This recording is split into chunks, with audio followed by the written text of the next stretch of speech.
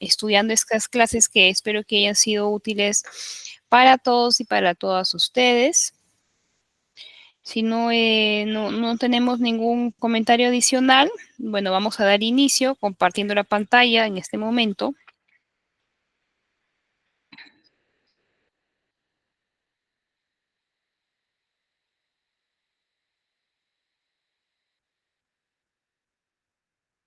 Ya, y bueno, dado que el día de hoy va a ser nuestra última clase, porque el día sábado, por algunos motivos de fuerza mayor, no voy a poder estar con ustedes, voy a tratar de dividir la sesión para poder revisar los dos temas que teníamos programados el día de hoy y el día sábado, que es la resolución y el día sábado como tal no teníamos programado la redacción de un documento en particular, sino más bien íbamos a hablar un poco sobre las herramientas de inteligencia artificial que tenemos a nuestra disposición relacionadas, ¿no?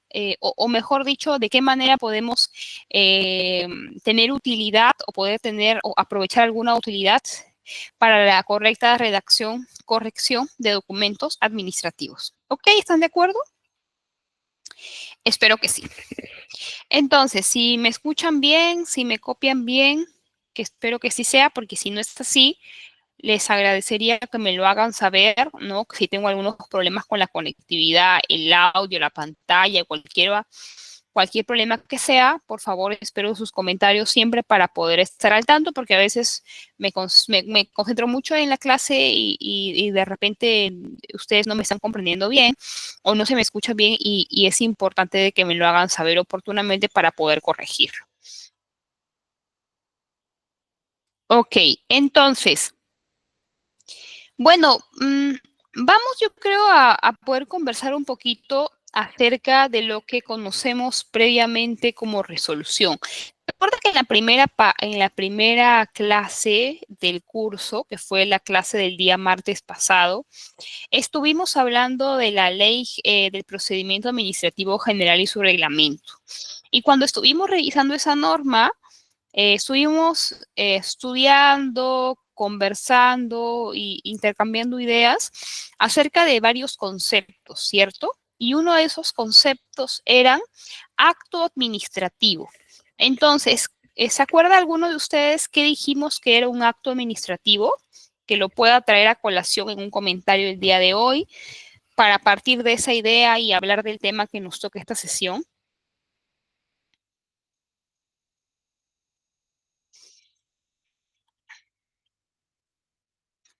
Ok, quién puede dar su apreciación, por favor, si recuerdan de lo que dijimos que es un...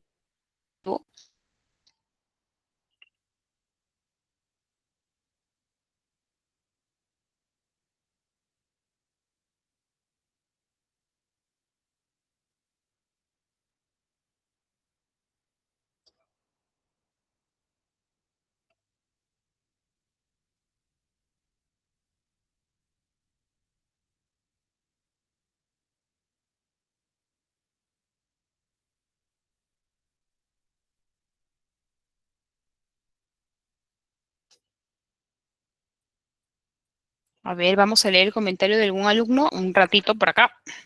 Voy a dejar de compartir porque como tengo el modo compartir en toda la pantalla. Ángela, te escuchamos.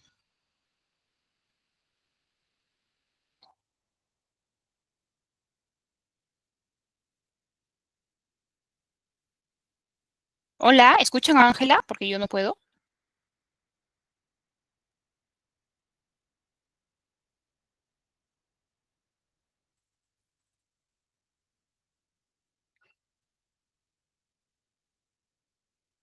Hola, ¿me escuchan? Ah, ok. Ángela, te escuchamos si quieres. Activa tu micrófono porque no podemos escucharte. Tu micrófono está apagado. ¿Podrías encenderlo para que puedas dar tu comentario si es que lo deseas así?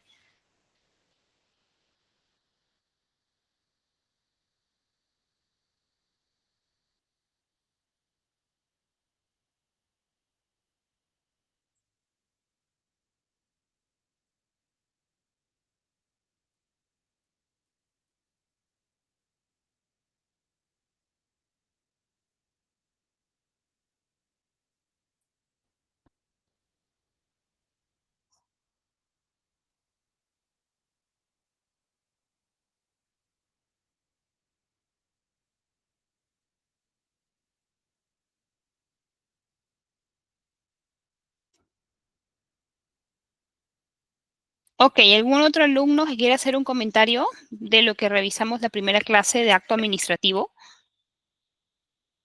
A ver, vamos a dar una idea y partimos a través de eso. Dijimos que un acto administrativo es, digamos, una etapa dentro del procedimiento administrativo, una etapa vinculada a la conclusión del procedimiento, a través del cual se manifestaba una decisión, ¿verdad? Una decisión. ¿Una decisión de parte de quién? ¿Del administrado o la autoridad administrativa? Correcto, de la autoridad administrativa, correcto, Priscila, ¿verdad? La autoridad administrativa, después de haber analizado, haber evaluado diversos expedientes, diversas, los requisitos que se te han solicitado, en fin, después de haber hecho una evaluación completa, es de que se determina, ¿no? Se determina una posición. Y esa posición sobre tu solicitud, por ejemplo, si tú has iniciado un procedimiento administrativo para solicitar el inicio de una pensión de jubilación, entonces el acto administrativo, ¿qué será? Será la decisión, en este caso, de la AFP o de la ONP sobre la evaluación de tu expediente, ¿no? Si has cumplido con todos los requisitos, si es que está todo en orden, te corresponde el otorgamiento de ese beneficio que es la pensión de jubilación, ¿cierto? Ok, entonces, la autoridad administrativa, ¿cómo plasma esa decisión? A través de un acto administrativo. En la gran mayoría de los casos, este acto administrativo, esta decisión, se plasma en un documento que se llama resolución. ¿Cuántos tipos o qué tipos de resoluciones existen? Existen diversos tipos de resoluciones. ¿Cómo podemos diferenciar, cómo podemos saber estos tipos de resoluciones? Básicamente, la nomenclatura depende del nombre de la jefatura, del área, de la dirección de donde la misma se ha emitido, ¿no? Existen resoluciones ministeriales, porque son suscritas y emitidas por un ministro. Existen resoluciones directorales, porque son firmadas o brindadas y suscritas por un director general. Existen resoluciones jefaturales, porque son emitidas por un jefe. Existen resoluciones supremas, ¿no? Las resoluciones supremas, porque son suscritas por el presidente, normalmente por un ministro, ¿no? Entonces, las resoluciones, que puede ser hasta la resolución de gerencia, una resolución municipal, existen muchos tipos de resoluciones, pero todas ellas comparten características comunes. Todas ellas tienen una misma forma y diferente fondo. Y es el documento a través del cual se toman diferentes decisiones, ¿ok? Incluso podemos, en el Estado peruano se designan en diferentes cargos. Por ejemplo, cuando tú quieres designar al director del PCI, lo haces a través de una resolución ministerial, ¿no? Cuando quieres concluirle la confianza a un funcionario, lo haces también a través de resolución. Entonces, las resoluciones son documentos muy importantes dentro de la gestión administrativa, tanto pública como privada, porque va a ser el documento a través del cual se va a formalizar, se va a institucionalizar una decisión sobre un procedimiento administrativo. La pregunta es, ¿con la resolución se concluye el procedimiento administrativo? La resolución es la etapa final, ya no existe una forma de modificar una resolución. ¿Qué opinamos? ¿Qué creen ustedes, estimados?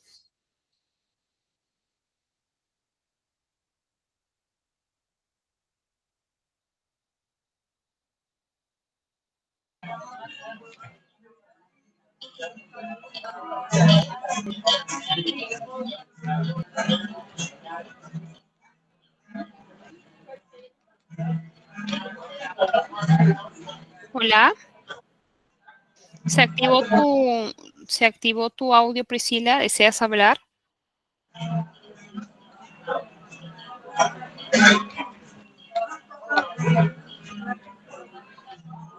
A ver, un momento.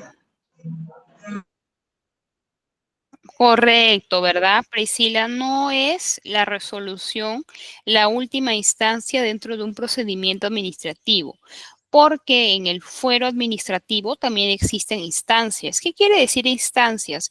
Instancias son diversas, digamos, diversas etapas, diversos niveles a través de las cuales tú puedes objetar, tú puedes observar, ¿no?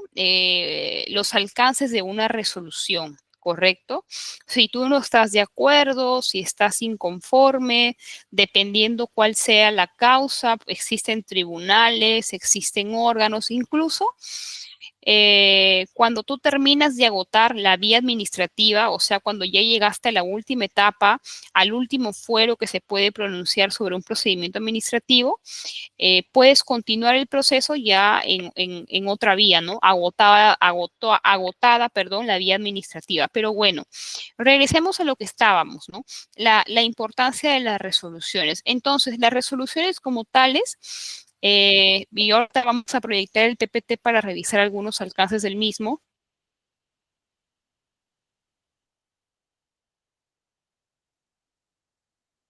Vamos a ver. Vamos a compartir solamente una pantalla para que luego no se... Ya,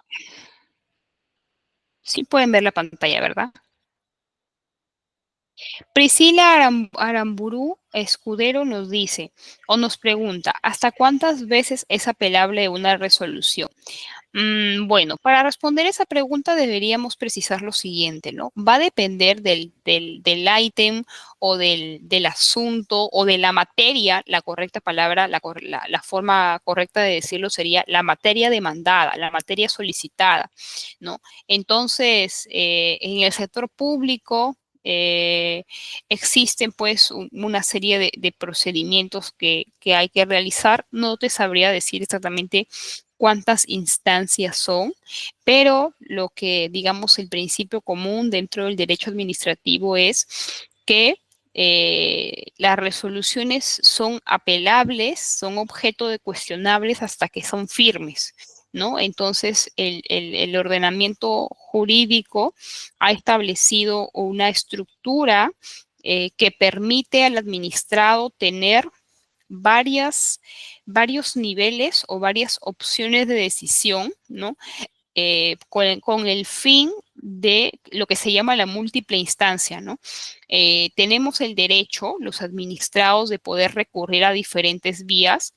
En el caso que no estemos conforme, ¿no? Elevarlo a una siguiente sala, a una siguiente instancia, a fin de que pueda evaluar si se ha procedido o no de forma correcta, ¿no? Incluso cuando se agota la vía administrativa, dependiendo cuál sea el derecho negado que estemos reclamando, podríamos iniciar en la vía judicial, pero una vez que se agote la vía administrativa. Entonces, la respuesta a esta pregunta va a depender del análisis de la materia que sea objeto de ese cuestionamiento, ¿ok? Para poder determinar pues cuáles son las instancias superiores que te quedan para poder agotar la vía administrativa, porque la vía administrativa no es infinita, es finita. ¿Qué quiere decir con eso? Que tú digamos, no vas a estar toda una vida apelando resoluciones, todo eso tiene un límite, ¿no? Y cuando se agote esa vía, entonces ya no puedes más que recurrir a otra instancia o a otros medios que te asiste el derecho para poder hacer valer tu posición si es que así lo deseas, ¿no? Entonces, ¿qué características tenemos que repasar de la resolución? ¿Qué características tenemos que recordar y reconocer que son importantes en las resoluciones para que estén bien motivadas, ¿no? En primer lugar, que tengan fundamentos de hecho y de derecho. Y ya creo que hemos hablado en otra clase acerca de la diferencia o el significado Perdón, primero el significado y luego la diferencia entre los fundamentos de hecho y los fundamentos de derecho, ¿no? Hemos hablado de que ambos fundamentos se complementan, de que ambos fundamentos resultan igual de importantes para poder transmitir una misma idea a la autoridad administrativa, ¿no? Primero, yo utilizo los fundamentos de hecho para poder describir, para poder poner de conocimiento diferentes situaciones que fundamentan mi pedido, que respaldan mi pedido, ¿no? Que argumentan mi posición. Y por otro lado, los fundamentos de derecho me van a permitir a mí expresar, indicar las normas, ¿no? Leyes, reglamentos, constitución, directivas, resoluciones o cualquier tipo de norma que en el cual se desarrolle legalmente aquello que yo estoy solicitando. Por ejemplo, se mencionen los requisitos, se mencionen los plazos, se mencione de repente una jurisprudencia, ¿no? O una sentencia anterior que me permita a mí fundamentar, reforzar aquello que yo estoy solicitando. ¿Con qué objetivo? Con el único objetivo de demostrarle a la autoridad administrativa que aquello que yo estoy reclamando es justo, que aquello que yo estoy solicitando por derecho me corresponde, que aquello que yo estoy objetando está en lo correcto, ¿no? Entonces, si yo he fundamentado correctamente la resolución, en el futuro esa resolución no tiene por qué ser cuestionada, no tiene por qué ser objeto de repente de dudas, de dubitaciones en otras autoridades, quiera que sea materia de duda para el administrado. Porque cuando a un administrado no le corresponde el derecho que está reclamando y tú en tu resolución administrativa justificas y fundamentas correctamente, detalladamente, ¿no? Las razones legales y de hecho por la cual no es posible que se acceda a esta petición, entonces cualquier instancia superior que en algún momento determinado, después de días, meses o años de emitir la resolución, no, no tendrá objeto y sentido que se cuestione algún extremo de esa resolución. Pero ¿qué es lo que pasa si tu resolución no está correctamente motivada, no está correctamente justificada, se hizo porque se tenía que hacer, se hizo porque se te vencía el plazo o se hizo rápidamente por la razón que tú quieras? ¿No? Entonces, esa resolución que es endeble, que es carente de fundamento, que cualquier persona sin de repente incluso mucha habilidad en el derecho o sin una formación previa, va a poder identificar rápidamente cuáles son esas falencias, dónde está el error, ¿no? Y a veces por omisiones incluso de forma, ¿no? Por falta de cumplimiento de normas procesales, se puede otorgar el derecho, se puede darle la razón al administrado. En ese sentido, tenemos siempre que recordar que uno de los principios más importantes en cuando hablamos del acto administrativo de la resolución es concentrarnos, concentrar nuestras energías y nuestro trabajo siempre en fundamentar correctamente la resolución, más allá si la firmamos nosotros o trabajamos para otra persona, ¿no? Porque la responsabilidad que amerita o que tiene el hecho de tomar una decisión no son pocas, ¿no? Va a ser algo por el cual vas a cargar el resto de tu vida laborable y para evitar que sean contingencias tienes que asegurarte que se haya tomado la decisión correcta o por lo menos la decisión que corresponda otorgar en ese caso, ¿no? Evidentemente, todo proceso respeta los derechos fundamentales de la persona, ¿no? Eso es algo que tú no puedes transgredir, que tú no puedes soslayar, que tú no puedes menospreciar. Siempre tus decisiones tienen que estar basados, fundamentados, argumentados en el respeto de los derechos de las personas. Ok, vamos a ver las partes de una resolución. ¿Hasta acá alguna pregunta?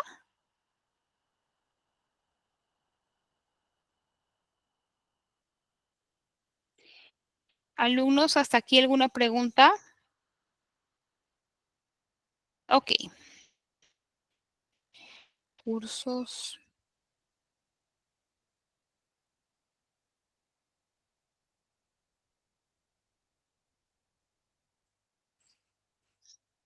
Ok, vamos a ver el ejemplo. Se ve mi pantalla, creo, ¿no? Sí pueden ver mi pantalla, ¿verdad? ¿Me confirman? Sí.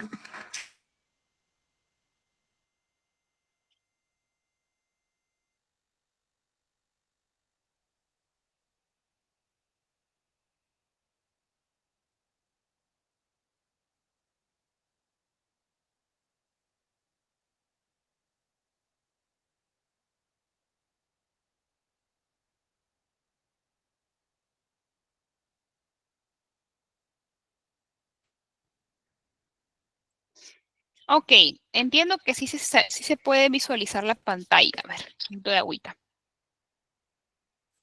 Entonces, las resoluciones son documentos formales, ¿no? Creo que hasta ahí todos estamos de acuerdo. Son documentos formales que revisten una estructura en particular, sobre todo en la administración pública, ¿no? Sobre todo en la administración pública. Entonces, normalmente, a diferencia del oficio, la carta, el informe, el memorando y otros documentos de la administración pública que hemos ido estudiando a lo largo de las clases, en donde en el encabezado encontrábamos, ¿qué encontrábamos? Los logos, ¿no? Los logotipos de las entidades oficiales vinculadas de acuerdo al manual de identidad gráfica. ¿Y qué más encontrábamos? También encontrábamos, estimados alumnos, encontrábamos también el nombre del decenio, el nombre del año en el encabezado, ¿cierto? En el caso de las resoluciones, esa estructura va a cambiar, va a cambiar. Y lo que vamos a tener en el encabezado, ¿qué va a ser? Va a ser el logo, este tipo de logo, ¿no? Que es el escudo peruano, ¿no? Y ya no se va a hacer referencia al decenio y al año, por lo menos en la mayoría de las resoluciones. Ahora, en la parte del correlativo, ya que ya lo hemos explicado varias veces, pero bueno, de todas maneras, aquí en las resoluciones se coloca al centro, ¿no? No a diferencia de los informes, memos, oficios, que siempre va alineado a la izquierda, ¿se acuerdan? Ya ahora lo alineamos al centro, ¿no? Entonces, los correlativos, ¿cómo empiezan siempre, alumnos? Siempre empiezan por el nombre del documento, sea esto un oficio, un memo múltiple, un informe, siempre vamos a hacer mención del nombre del documento. En este caso es la resolución directoral número, bueno, el número ya hemos explicado que se determina de acuerdo al registro documentario, ¿no? El año en el que se emite, ¿no? Y las abreviaturas de las instituciones oficiales de mayor a menor jerarquía, separados con un guión, ¿correcto? En este caso, ¿cómo se llama la autoridad? El ANA es la abreviatura para la Autoridad Nacional del Agua. Y cuando colocamos 3A, ¿no? Siempre hacemos referencia a la autoridad administrativa de agua de una jurisdicción, de repente este es Moche, Mala, bueno, no lo sé, no tengo ahorita en mente cuál es el significado de EBE, pero debe hacer mención a una autoridad administrativa. Con eso terminamos el encabezado. Luego iniciamos colocando la ciudad, la fecha y el año de la resolución. En la resolución vamos a encontrar 4 partes. En las resoluciones públicas vamos a encontrar 4 partes, 4 secciones. Vamos a empezar con la primera, también llamada parte expositiva. ¿Cuál es la parte expositiva? ¿En qué consiste la parte expositiva?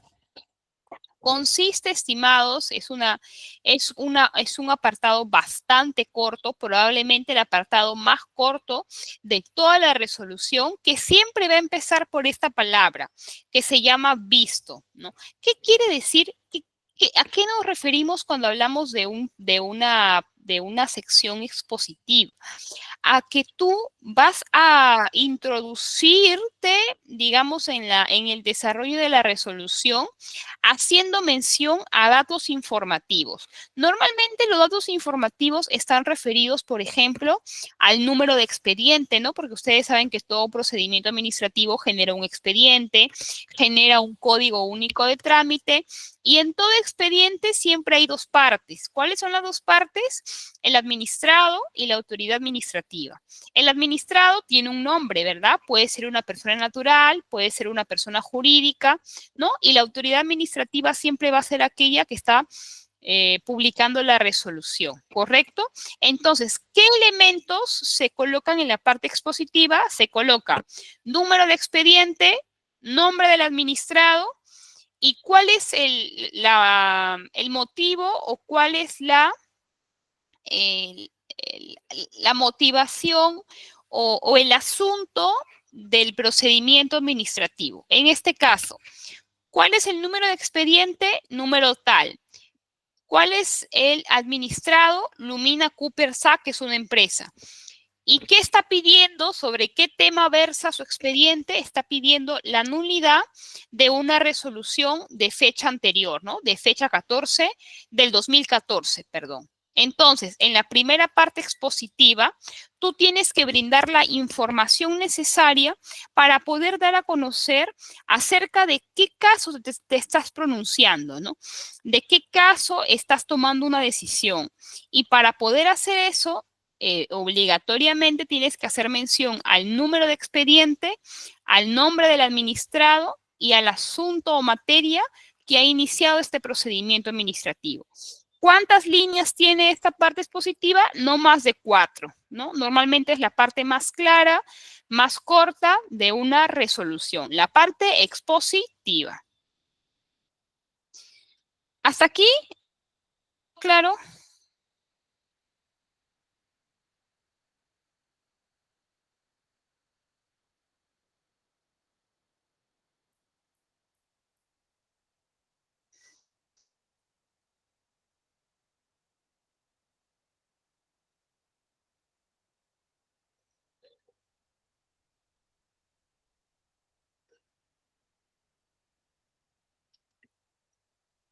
¿Me confirman si todo claro? Ya, Jorge dice que sí, Angélica también. Ok. Entonces, en la segunda parte de la resolución tenemos la parte considerativa, ¿no? La parte considerativa. Todas las partes de las resoluciones siempre van a empezar por un título, ¿no? O si quieren llamarlo un subtítulo. Este subtítulo va a estar alineado a la margen izquierda y siempre en mayúscula, ¿no? Y nos va a dar una idea del nombre de la...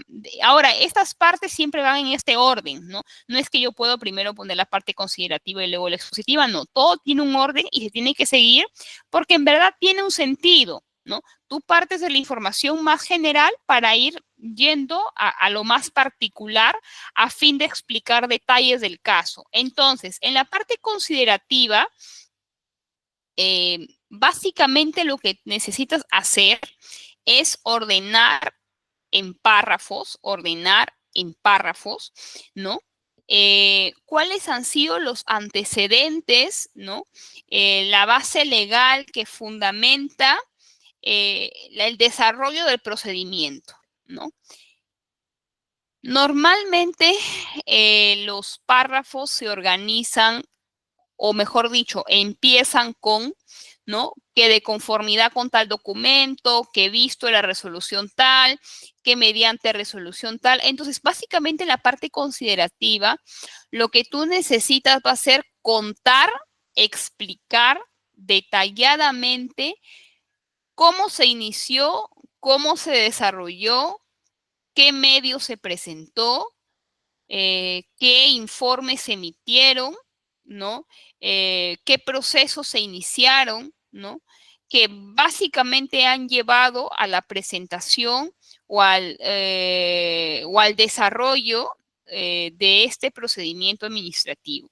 Ya hemos conversado anteriormente que siempre es muy importante organizar los antecedentes en todo documento administrativo para situarte, empaparte de cuál es el contexto, cuáles son los detalles, cuáles son las partes involucradas, etcétera, ¿no? Entonces, la parte considerativa sí suele ser una parte más legal, ¿no? Más técnico-legal, ¿no? Normalmente siempre ordenada, sistematizada por un profesional en el derecho, pero de todas maneras, si es que nosotros buscamos entender cuál es el propósito, cuál es el objetivo de la parte considerativa, siempre va a hacer mención a describir el desarrollo de los hechos, estimados alumnos, consignando siempre la base legal, ¿no?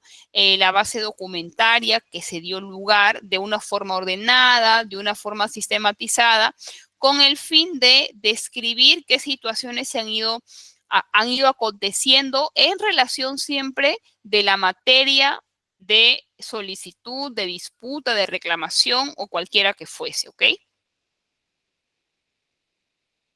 Entonces, una vez que tú culminas con la parte considerativa, que usualmente es la parte más extensa, un poquito más compleja de sistematizar, ¿no? A diferencia de las otras partes, es de que básicamente en la parte considerativa lo que tú has hecho es fundamentar, argumentar por qué se puede otorgar, por qué no se puede otorgar, por qué corresponde, por qué no corresponde, por qué se observa, por qué se admite, ¿no? Entonces, para tú tomar una decisión, perdón, tienes que haber hecho un análisis profundo del caso, ¿no? Un análisis documentario, legal, ¿no? Has pedido opinión al jefe de infraestructura, has pedido un informe técnico al abogado, has pedido un informe técnico, no lo sé, al especialista de calidad, ¿no? O sea, tú has tomado todas las herramientas posibles que la norma te confiere dentro de este tipo de procesos para tomar una decisión correctamente fundamentada, ¿no? Es después de haber hecho ese análisis minucioso que tú tienes las condiciones para tomar una postura y una decisión.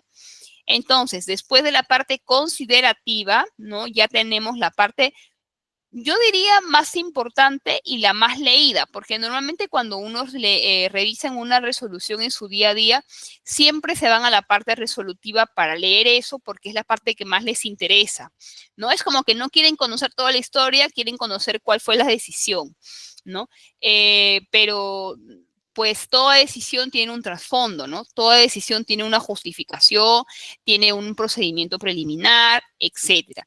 Entonces, ya la parte resolutiva sí o sí se organiza mediante artículos. Artículo primero, segundo, tercero, cuarto, etcétera, ¿no?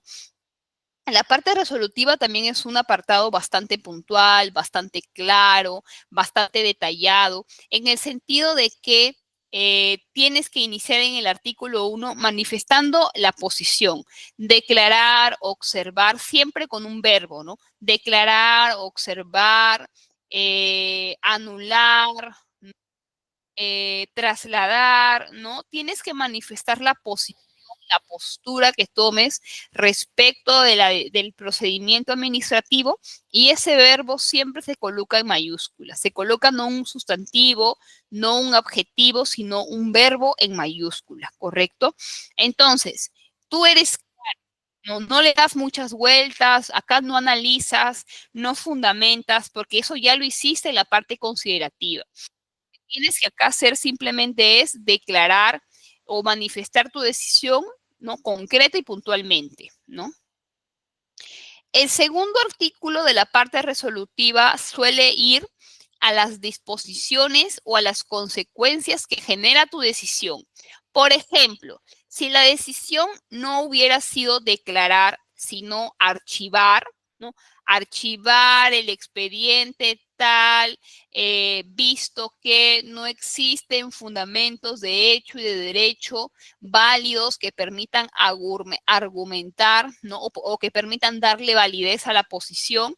Entonces, una vez que tú has tomado una decisión, también eso tiene consecuencias, ¿verdad? Si tú has dispuesto el archivo, ¿qué significa?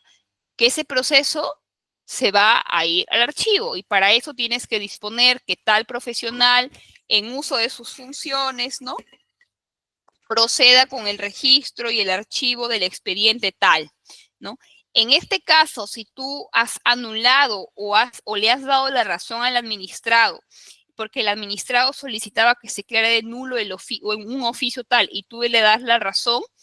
Entonces, y a esto quiero llegar, ¿no? Cuando una decisión de este tipo es cuestionada, ese cuestionamiento se da 2 años después, porque la resolución que están cuestionando es de fecha 2014. Entonces, cuando tú llegas a esa decisión, ¿no?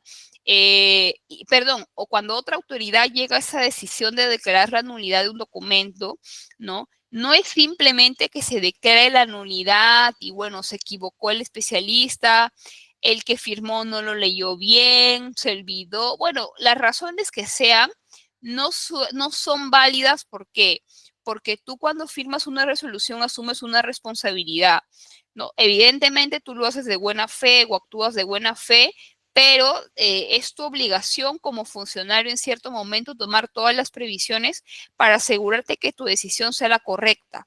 Entonces, si tú omitiste, si tú dejaste de ver ciertas cosas, si tú intentaste favorecer a un tercero con una decisión, y te sumaste para esa estrategia, evidentemente se tienen que identificar si existieron responsabilidades civiles, si tú generaste un perjuicio al Estado, ¿no? Si tú generaste, no sé, si tú tuviste un acuerdo con un tercero, ¿no? Si fuiste materia de un soborno, colusión o el sinnúmero de delitos que se hayan acontecido. Entonces, para poder identificar, ¿no? Para poder identificar esa situación es que tú tienes que, o mejor dicho, la autoridad debe y tiene que realizar las acciones que sean necesarias para poder identificar las responsabilidades administrativas, civiles y penales a las que hubiera lugar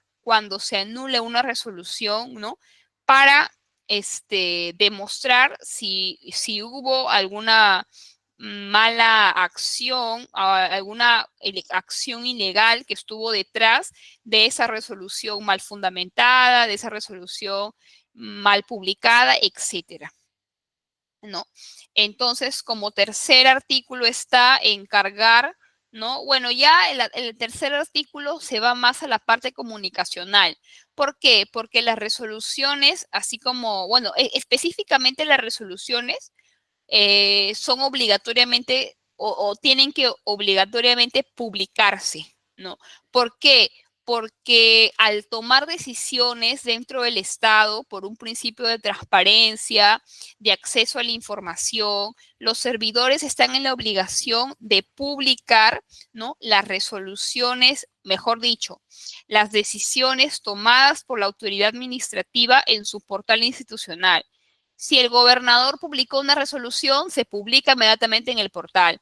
Si el ministro publicó una resolución ministerial, se publica en el peruano, ¿no? ¿Por qué? Porque es necesario que se difundan, se socialice, se haga público las decisiones que toman las autoridades para que también sean objetos de cuestionamiento de ser necesario, de corresponder, ¿cierto? Y bueno, finalmente ya lo que sabemos es la firma y la posfirma, ¿no? De aquel funcionario que tenga la función, la responsabilidad de suscribir este tipo de documentos, ¿no? Ahora, ¿por qué es que vemos firmas, o mejor dicho, vistos buenos en los extremos o en los laterales de las resoluciones?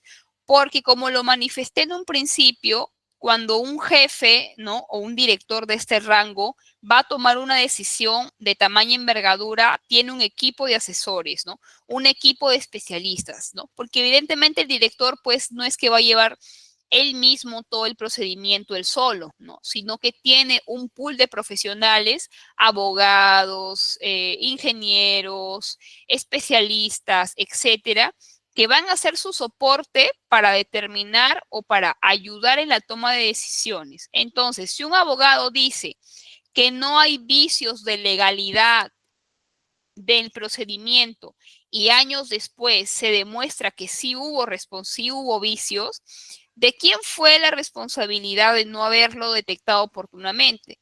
¿Del abogado especialista que brinda un servicio de asesoría legal a un funcionario que no es abogado, que tiene otra especialidad, pero que se apoya en un especialista para tomar decisiones. Por eso es de que ese tipo de profesionales, de asesores, etcétera, siempre coloca su visto bueno en los laterales con el fin de respaldar y hacer de conocimiento que ha habido, primero, un análisis técnico legal sobre los alcances de la decisión. Segundo, de que ha existido un correcto análisis o un análisis oportuno de esa decisión. Y tercero, para dar constancia y dar fe de quién es el profesional que en su momento apoyó esa decisión, ¿no? Para bien o para mal. ¿Hasta acá alguna pregunta, alumnos, sobre la resolución?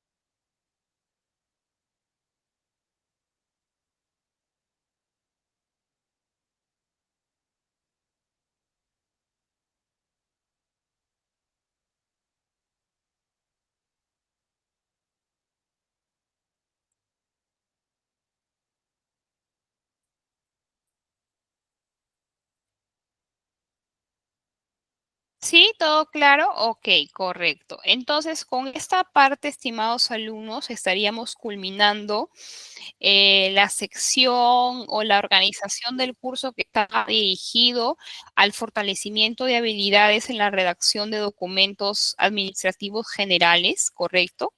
Espero que haya sido de utilidad para ustedes, que hayan de repente recordado algunos conceptos, que hayan identificado de repente nuevos documentos que no eran muy no estaban, con los cuales no estaban muy familiarizados, ¿no? O que se hayan podido actualizar sobre algunas cosas nuevas, ¿no? En general, cualquiera que sea su objetivo, espero que haya sido cumplido.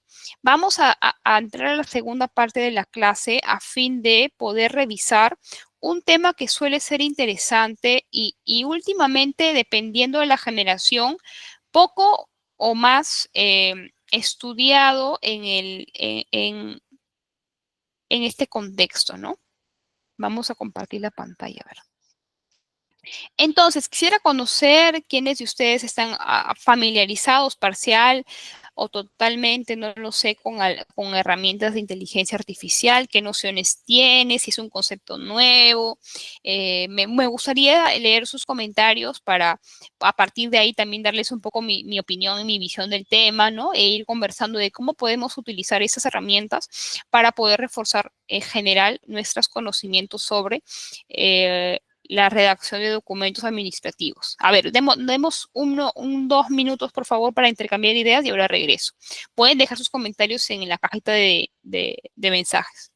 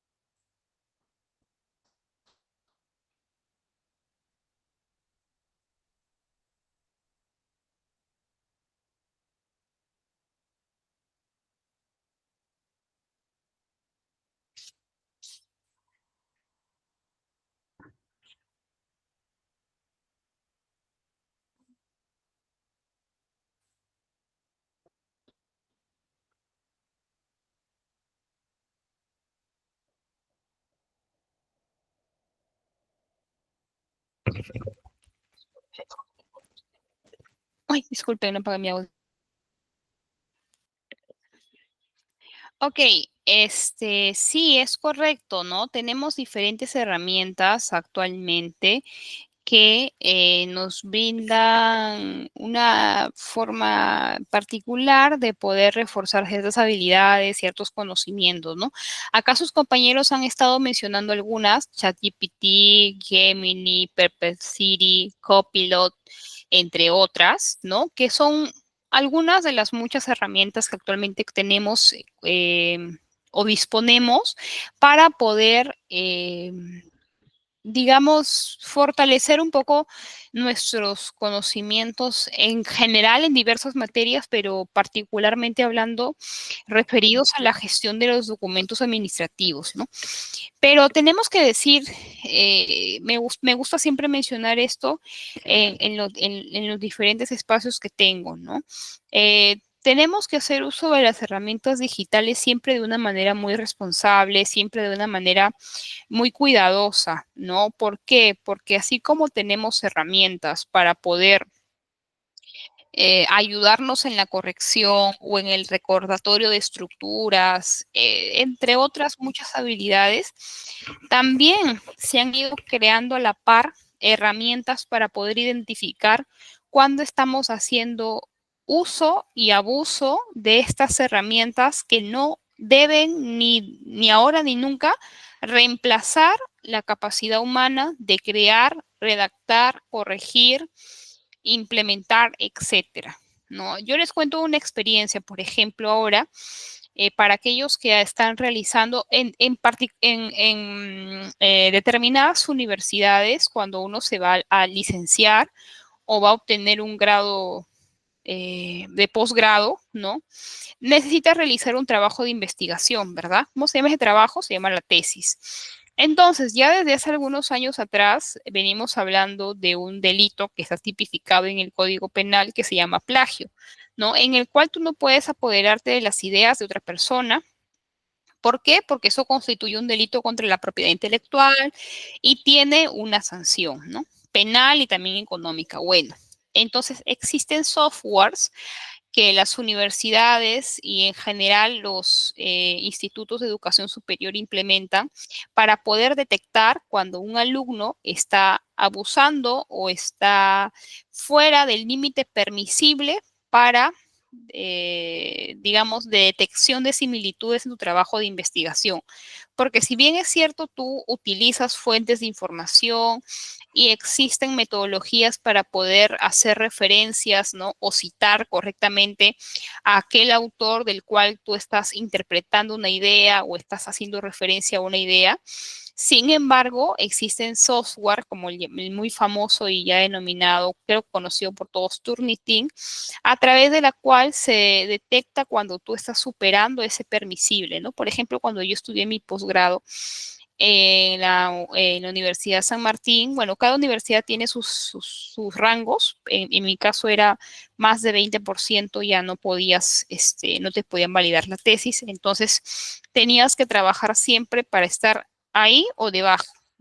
Pero ahora se está implementando también para conocimiento de todas y todas ustedes en las casas superiores de estudio una segunda herramienta de revisión. Ya no es solamente el Turnitin, existen software que detecta el porcentaje de uso de herramientas de inteligencia artificial en trabajos de investigación, en proyectos de ley, en general en documentos públicos, ¿no? Si bien es cierto, la inteligencia artificial es un concepto que recién ha sido normado, no es como el plagio, ¿no? Que es un concepto que está penado en el Código Penal y ya tiene una tipificación y tiene todo un desarrollo. El uso de herramientas de inteligencia artificial todavía es un concepto bastante en pañales en materia legislativa, ¿no? Pero de todas maneras ya se están colocando límites respecto a cómo reglamentamos, a cómo organizamos su uso, para evitar de que, por ejemplo, ¿no? Eh, reemplacemos la capacidad humana y le dejemos la tarea a herramientas de inteligencia artificial. Entonces, ya hay noticias, por ejemplo, escandalosas, ¿no? En donde se han identificado que hay proyectos de ley que utilizan inteligencia artificial, ¿no?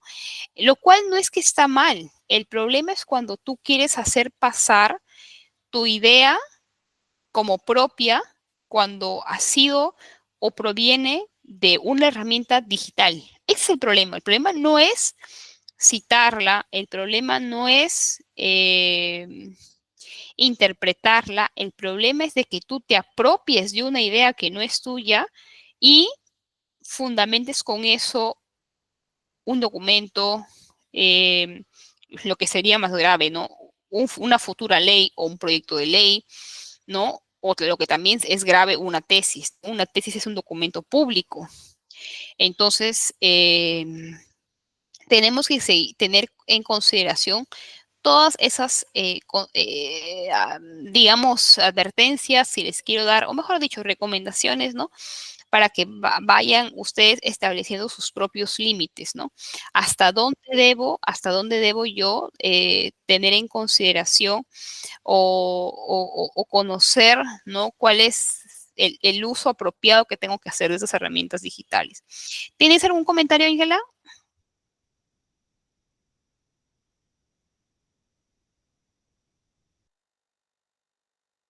Hola, Ángela.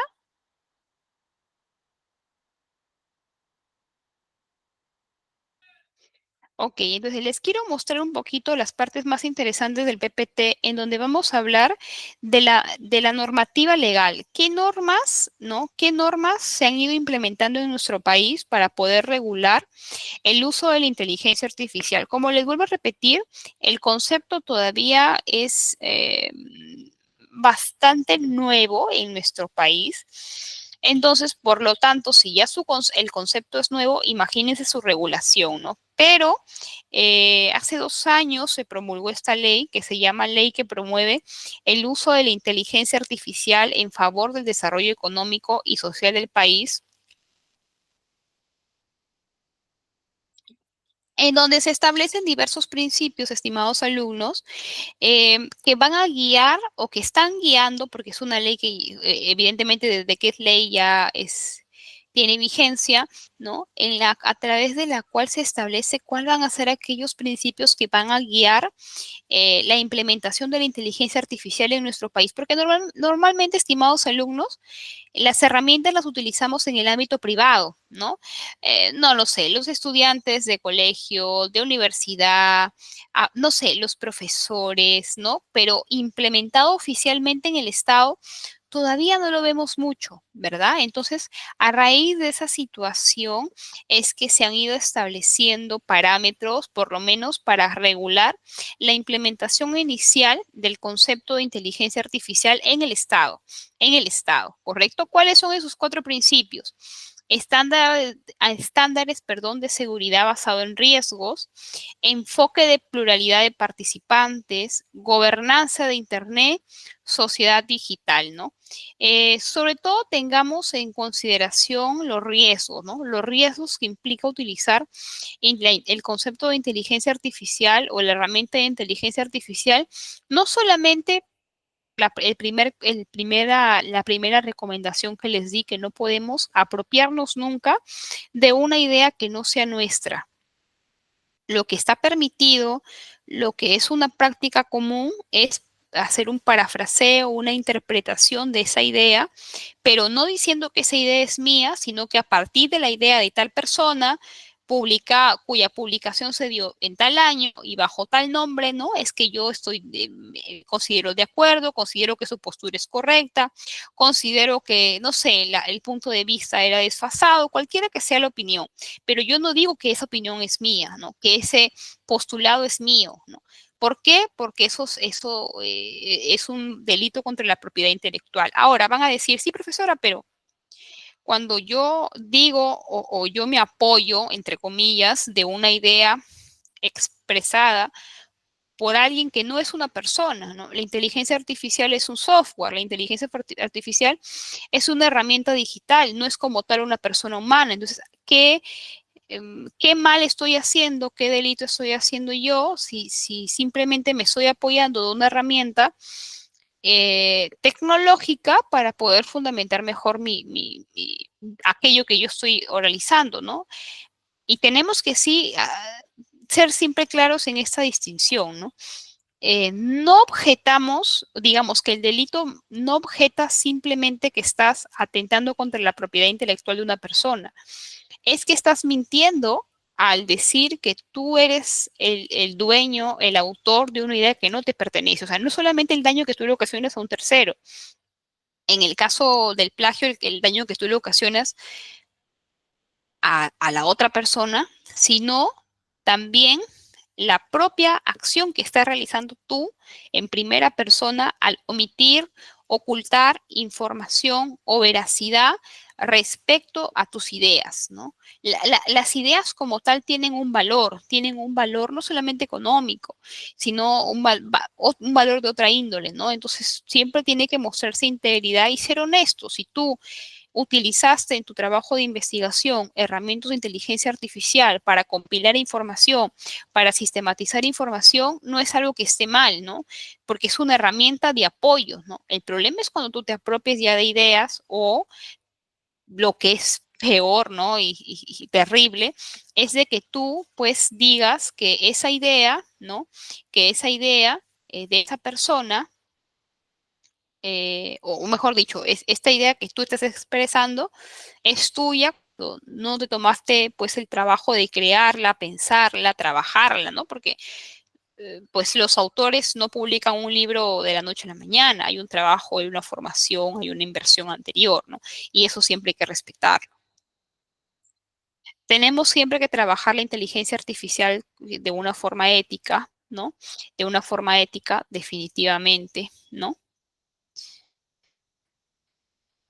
La inteligencia artificial, o perdón, en la ley que se promulgó hace 2 años que promueve el uso de la inteligencia artificial a favor del desarrollo económico y social del país, tenemos la autoridad nacional, ¿no? La autoridad nacional va a ser aquella que eh, va a pertenecer a la presidencia del Consejo de Ministros y va a ser la responsable de dirigir, evaluar, supervisar, ¿no? El uso de las herramientas de inteligencia artificial en nuestro país. Y me preguntarán, y se preguntarán ustedes, ¿cuáles son los avances de esa autoridad? ¿Qué estrategias ya implementadas tenemos a nivel estatal para poder hacer un uso de la inteligencia artificial? Y saben de que ustedes saben, estimados, de que el Estado, pues, mm, tiene un funcionamiento bastante lento, ¿no? Ya es una parte inherente del funcionamiento del Estado. ¿Y con qué quiero decir esto? Que siempre que se implementen cosas nuevas dentro de la estructura estatal, su desarrollo en la primera etapa siempre va a ser más lento que en las demás, ¿no? Entonces, digamos que esta creación, esta disposición de responsabilidades va encaminado, pero va caminando de una forma lenta, ¿no? Entonces, como tal, si ustedes me preguntan desde la fecha o desde la fecha de la promulgación hasta ahora, qué hechos tangibles tenemos en las que podamos visualizar la implementación de la herramienta de inteligencia artificial en el Estado peruano, podría decirse que es muy poca o nula, ¿no? Todavía estamos caminando en pañales para en un futuro poder hablar, conversar, compartir experiencias respecto a cómo ello ha ido evolucionando en nuestro país. Bueno, por acá tenemos algunas de las funciones de la autoridad nacional que crea esta ley, ¿no? Como desarrollar inteligencia artificial, formar a profesionales con competencia, creación de infraestructura digital, ¿no? Y por acá tenemos algunas incipientes aplicaciones que son dadas como ejemplos, que fueron desarrolladas sobre todo en la época de la pandemia, ¿no? Porque recordarán ustedes que la pandemia en materia digital fue un hito para poder obligatoriamente, o mejor dicho, fue una época en la que se obligó por la coyuntura a reforzar, trabajar e implementar a nivel central y regional herramientas que nos permitan interactuar con mayor dinamismo, que nos permitan trabajar, ¿no? Que nos permitan desarrollar una vida parecida a la normal que conocíamos en esa época, ¿no? Entonces, durante la pandemia vivimos un salto digital importante, un poco motivado, impulsado y reforzado por el contexto, pero que sin embargo resultó útil para cosas en realidad. Entonces, tenemos la aplicación Perú en tus manos, ¿no? Que es una aplicación que ahorita ya no funciona, pero funcionó en la época de la pandemia. ¿Se acordarán ustedes cuando empezamos o se empezó a desarrollarse, incrementarse y hacerse en sus peores etapas el COVID? Entonces, existía normas de distancia social, ¿verdad? Existían normas de digamos, normas de salud pública que lo que hacían era poder limitar o disminuir el contagio, ¿no? Entonces, en ese contexto, en el año 2020, se publicó una aplicación que trabajó Huawei, ¿no? En convenio o en coordinación con una institución pública que se llama, o que se llama, a través de calor, un momento, a través de la cual con mapas de calor podíamos reconocer qué lugares estaban o tenían mayor registro de infectados, ¿no? De fallecidos, de contagio en general, ¿no? Entonces, esta herramienta utilizó el componente de inteligencia artificial. Ahora, para ya hablar un poquito de la parte práctica. Por acá su compañera Angélica nos habla del chat GPT. ¿Podrías explicarnos o ahondar un poquito más para compartirles a tus compañeros cómo tú usas esta herramienta vinculada de repente a tu vida diaria o vinculada al motivo o al curso de redacción de documentos administrativos? ¿Cómo lo podrías utilizar para compartir esa experiencia con tus compañeros, Angélica, a través del chat o a través del audio, como quieras?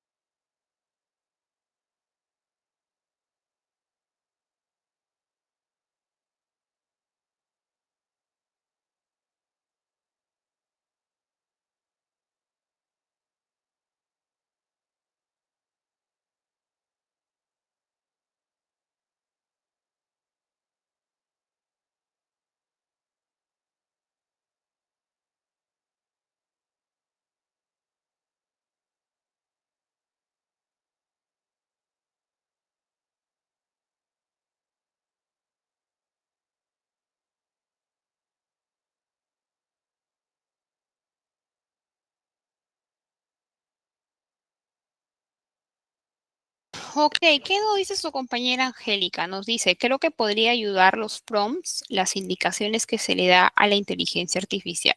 Bueno, recordar que las herramientas de desarrollo, o perdón, las herramientas de inteligencia artificial, como lo ha dicho su compañera, tienen dos versiones, ¿cierto? La paga y la free, ¿no? Entonces la free tiene pues herramientas más básicas, ¿no? Más limitadas, si queremos llamarla de esa manera, ¿no? Y existen pues personas que que, digamos, le sacan el máximo provecho a esta herramienta y de repente tienen una suscripción, una versión paga, un plan, como quiera llamarlo, ¿ok? Entonces ya podemos ahí tener muchas más herramientas para poder utilizarlo, no solamente para la redacción de documentos administrativos, sino en general para la vida diaria, ¿no? ¿Por qué? Porque la inteligencia artificial tiene una gran ventaja, ¿no? Esta ventaja se centra mayoritariamente en la sistematización, en la compilación de información, ¿no? Entonces, esa información es muy útil cuando ya la tenemos sistematizada.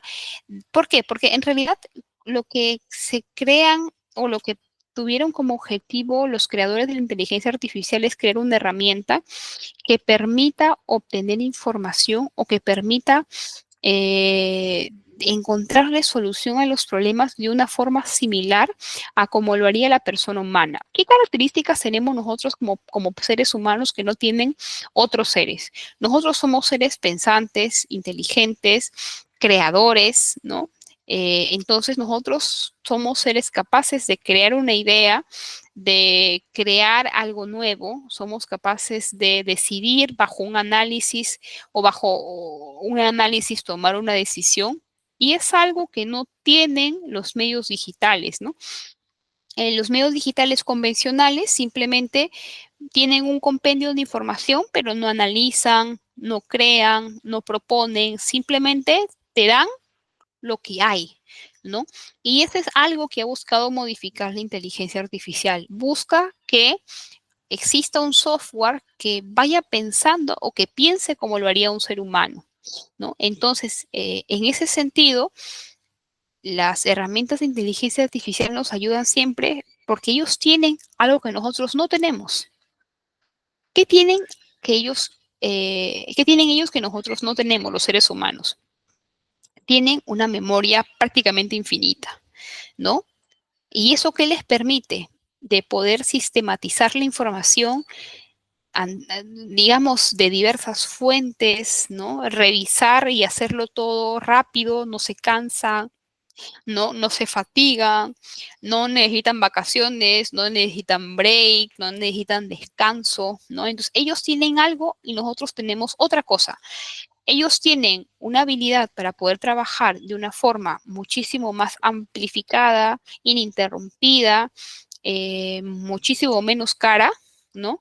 Que lo que implicaría contratar a una persona. Y segundo, lo que nosotros tenemos, que ellos no tienen, es la habilidad para analizar, para interpretar, para decidir, para tomar aquello que se nos da como insumo y poder trabajarlo en algo más complejo. Entonces, lo que se busca es tener una combinación de ambas. Por eso, cuando nosotros los seres humanos queremos obtener una información no bruta, sino ya trabajada, ya analizada, ya resumida, ya ordenada, ¿no? O sea, porque hacer el trabajo de ordenarla, analizarla, interpretarla, ese trabajo, ¿quién lo hace? Lo hacemos los seres humanos normalmente en nuestro día a día, ¿verdad? Pero ¿qué pasa si tenemos una herramienta que ya nos brinda un insumo no bruto, sino más moldeado, más trabajado? Entonces, eso implica que nosotros vamos a poder hacerlo de una forma muchísimo más rápida, de una forma más eficiente, ¿no? Pero eso, hasta ahí es donde debemos usarlo, ¿no? En insumos, ¿no? En utilizarlo como un insumo más, como una estrategia más, como una herramienta más, para poder cumplir con los objetivos que tengamos, ya sea en materia de redacción de documentos o sea en materia o en otra materia. Ahora, ¿de qué forma nosotros podemos utilizar las herramientas de inteligencia artificial vinculadas a la gestión administrativa de documentos? Bueno, primero que lo que siempre mostramos nosotros es que los documentos que tienen estructuras, ¿verdad? Tienen estructuras particulares dependiendo al tipo de documento que sea. Un oficio no tiene igual estructura que un informe no tiene igual estructura que un memorando no tiene igual estructura que una resolución. Entonces, si de repente no recordamos exactamente cuál es la estructura, no entendemos el significado de una parte de esa estructura, podríamos utilizar la inteligencia artificial para que nos apoye en eh, recordar la estructura completa para no olvidarnos de nada, ¿no? ¿En qué otra cosa nos puede ayudar la inteligencia artificial? Con el objetivo de que no reemplace nuestra capacidad de análisis y nuestra capacidad de creación. Va a ser en la corrección ortográfica, ¿no? Nosotros como seres humanos siempre cometemos errores, de repente se nos puede ir por ahí una palabra, ¿no? Etcétera. Entonces la inteligencia artificial puede hacerte una revisión rápida, ¿no? De aquellas faltas ortográficas que estás teniendo y lo puede corregir. O de repente tú tienes una idea, ¿no? Pero crees que le falta estar mejor expresada, ¿no? Crees que no te agrada o no termina de convencerte la forma en cómo ha redactado un párrafo, ¿no? Entonces tú puedes también, y a que su compañera nos podría explicar a mayor detalle, pero tú tienes la habilidad dentro de las herramientas de inteligencia artificial para pedir una revisión de ese párrafo, de esos párrafos, ¿no? A fin de qué se puede mejorar, qué se puede, de repente la semántica, el orden, las palabras, ¿no?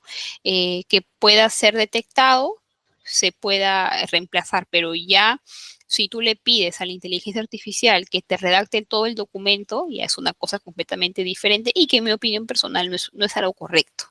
¿No? ¿Por qué? Porque le estamos otorgando a la herramienta la capacidad para reemplazarnos a nosotros, ¿no? Y sobre todo, cuando nosotros ingresamos un documento, ponemos una firma, ¿cierto? Entonces, con esa firma, ¿qué afirmamos? ¿Qué declaramos? Que nosotros somos los autores de ese documento, ¿no? Que esas ideas son nuestras, que esas palabras son nuestras, ¿no? Y si no le estamos haciendo de esa manera, bueno, entonces tenemos por ahí, para mí, un problema, ¿no? Yo como docente, por ejemplo, no lo aceptaría, ¿no?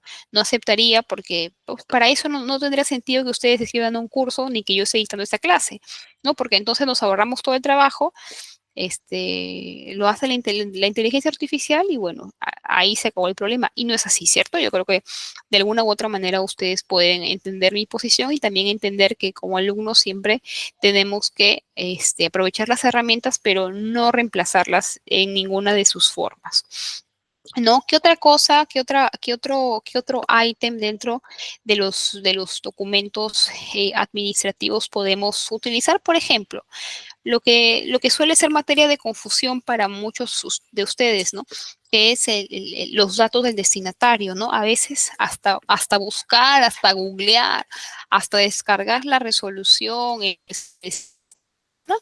Puede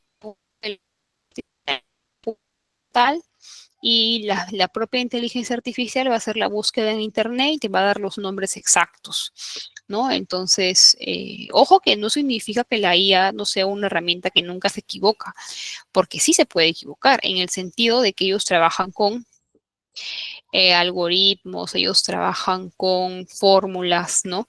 Y cuando tú como ser humano ingresas mal una información en esa fórmula, pues todo el resultado va a ser equivocado. Entonces no es que lo hagamos tampoco a ojos cerrados, ¿no? Creyendo que de repente es infalible esa información cuando también es una información sujeta a errores que provienen siempre de seres humanos, ¿no? Bueno, hasta acá alguien tiene alguna duda, consulta, comentario, estimados, que me pueda hacer saber. Si ya brindaron su examen, no lo sé, los invito a hacerlo para que puedan certificarse. Si no lo han dado y tienen alguna pregunta de documentos anteriores, con todo gusto yo les ayudo a resolverlos. ¿Ya dieron su examen o todavía?